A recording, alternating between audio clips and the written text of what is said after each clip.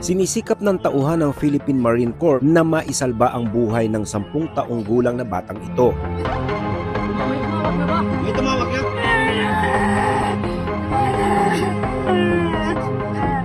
Nangyari ang insidente ng pagkalunod nito lamang March 2 sa Madlum River, San Miguel sa Bulacan. Kwento ng ina ng biktima, isang okasyon sana ang kanilang ipinagdiriwang. Birthday po nung hipag nung pinsan ko. Kayaan po din.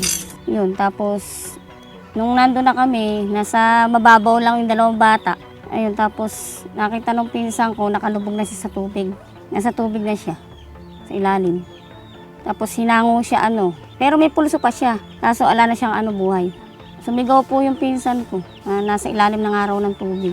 Ayun, tapos nag-iyak na nga ako nun. Nakita nila nasa ilalim na. Tapos hinango na, inaano ng mga sundalo. 5 minutes daw po na pinsan ko po ang umahon lang kami nung humiyaw na yung pinsan ko. Isang okasyon sana ang kanilang ipagdiriwang kaya sila pumunta sa lugar. Buti na lamang at may napadaang mga sundalo. Ayon kay Private First Class JP Navales, hindi na siya nagdalawang isip na agad na magsagawa ng cardiopulmonary resuscitation o CPR para maisalba ang buhay ng bata. Paglanguyan ng tropa namin, nag-conduct kami ng survey doon.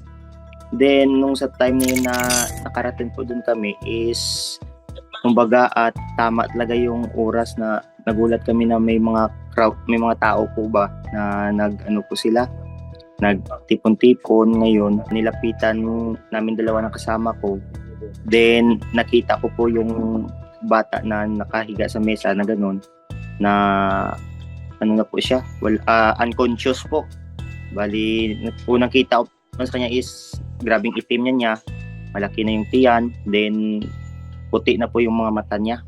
Then yung nakita ko po na gano'n na yung sitwasyon ng bata, di na po ako nagdalawang isip na mag-conduct po ng CPR para po ma-revive lang po yung bata. Nung CPR ko na po siya is almost 15 to 20 minutes, sobra pa po yung CPR ko, tuloy-tuloy lang po hanggang magkaroon po siya ng malay. Hindi pa rin po ako nawala ng chance po na tuloy-tuloy lang po yung CPR hanggang nakita ko po na nakaluwa po siya ng maraming tubig, yung mga barado po sa sa mga lungs po, na silabas po yung mga kinain niya, ganun, tubig po marami.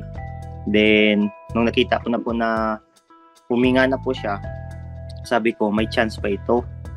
Pero after nun is, bago ko po nilapitan yung bata, nagsabi na ako sa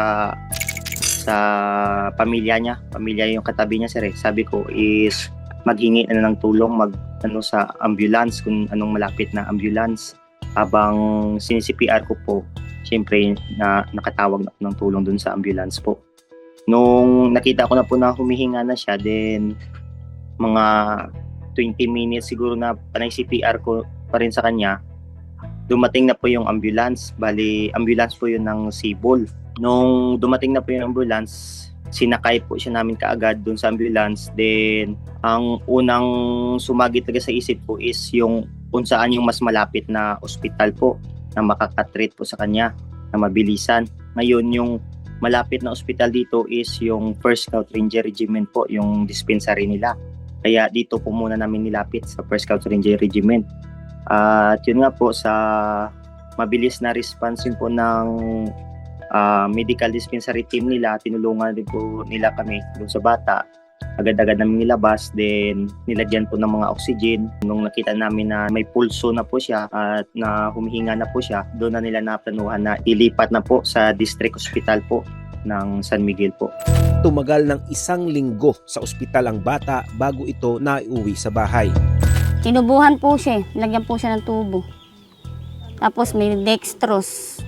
Ayon sa World Health Organization, malaki ang panganib ng pagkalunod sa mga bata dahil sa kawalan ng kaalaman at kakayahan sa swimming at water safety, lalo na kung walang matanda na nagbabantay sa mga ito. 2 beses naman na mas marami ang bilang ng namamatay sa mga kalalakihan kumpara sa mga kababaihan. Pangunahing dahilan ay ang paliligo ng nag-iisa at pag-inom ng alak bago lumusong sa tubig. Natutunan ni Navales ang pagsasagawa ng CPR sa isang training. Natuto ako ng CPR nung pumasok po ako sa Force Reconnaissance Group po. Nung nag-training po ako bilang isang Force Recon. Kasi sa phase ng training namin is ganun nga, more in combat. Then may training rin po kami sa tubig. Then doon rin po natituruan kami ng BLS po, Basic Life Support po. Then doon na po yung mga CPR tituro po sa amin. Naramdaman ko po nung na-survive po yung bata is na-bless po ako na nakasagip po ako ng isang buhay. Nagpapasalamat po ako dun sa sundalong nagligtas sa anak ko. Maraming salamat po.